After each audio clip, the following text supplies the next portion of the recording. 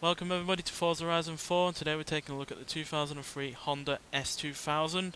Now this was part of the first generation for the S2000 that was produced between 1999 and 2003, and yeah, it's got plenty of sporting potentials with it, including a 6-speed manual transmission, Torsen limited slip differential, independent double wishbone suspension.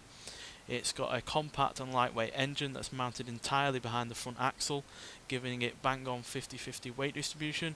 It's got an aluminium hardtop, which only became an option in 2001. And yeah, this is a Japanese version of the car, which is slightly more powerful in terms of horsepower and torque over the US and EU versions. And yeah, this is easily one of my favourite sports cars, to be honest. It's got a cracking engine. I like the look of it. And yeah, even though it does look a little bit better with the roof off, as I'll show you, it still looks pretty decent even with that hardtop roof on. Normally it would come with the cloth roof, as you can see there, but for this version it's just the hardtop. But yeah, I really do like this car. Rear wheel drive, front engined, even though it is quite mid-engined in terms of where the engine is. Like I said, it's behind the front axle. And yeah, it's just got everything going for it that you could ask for from a sports car, to be honest. It even has a decent sized boot, which quite frankly isn't a lot to ask for from a car like this. So yeah, it's got pretty much everything going for it, and yeah, the engine itself is a masterpiece. If this engine was in any other car, it would make that car instantly better, even if that car had a slightly more powerful engine, because this is better in every way really. So yeah, it's a 2-litre inline 4 engine producing 247 horsepower and 161 pounds-feet of torque, which is an incredible amount of horsepower from a naturally aspirated 2-litre inline 4 engine.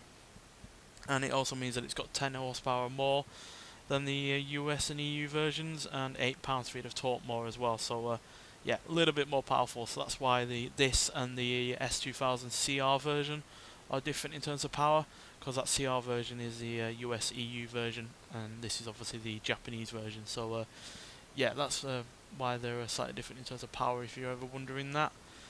But that CR version is a lot more track orientated, while this is a lot more just normal road going version. But that nonetheless doesn't mean that it's any worse of a car, because yeah, it's even got a decent interior as well. There's pretty much nothing wrong with this car in terms of visuals.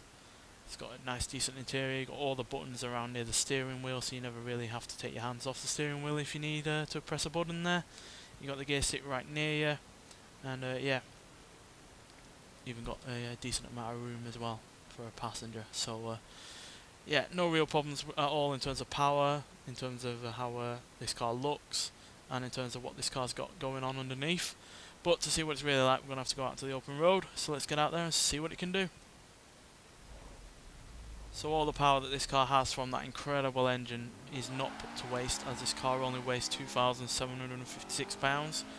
So yeah, by no means the lightest sports car you'll ever find. The likes of Mazda MX-5s will be a lot lighter than this, but this is far more powerful than those cars, and not just by a little bit, it's by about like 100 horsepower or something. So yeah, it's got all the power in the world you could ask for. It's not putting that power to waste by lugging around a heavy body.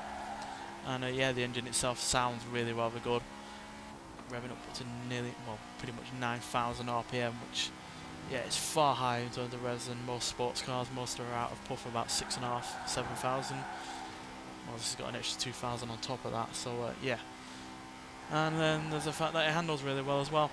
Rear wheel drive, mid-engine, front layout means that yeah, like I said, it's got 50-50 weight distribution, which means it handles really rather well, and because it's got rear wheel drive, it means you can have plenty of old school fun with it, but at the same time you can also be really rather serious with it, because it's so well planted.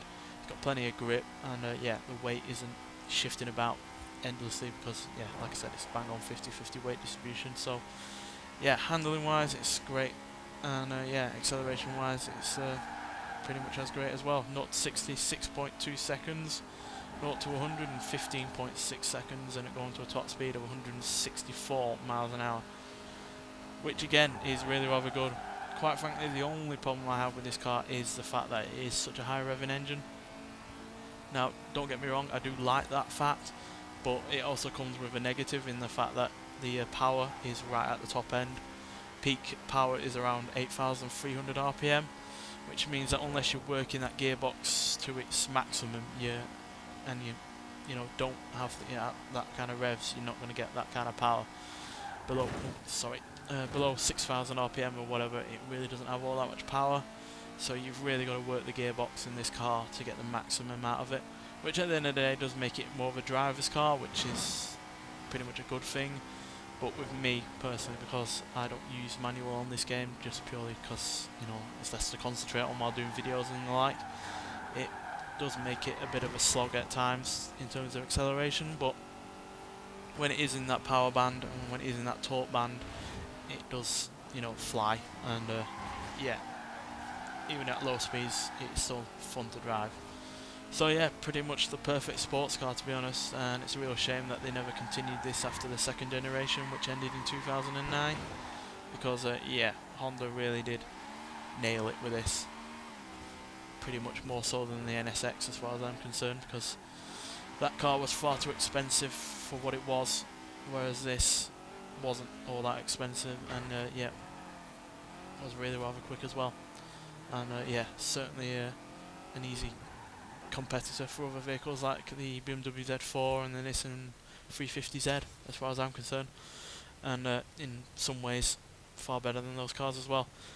Nonetheless, you really should try this out if you've got the car pass, because this is what this car's been featured in, and yeah, thanks for watching, and I'll see you in the next one.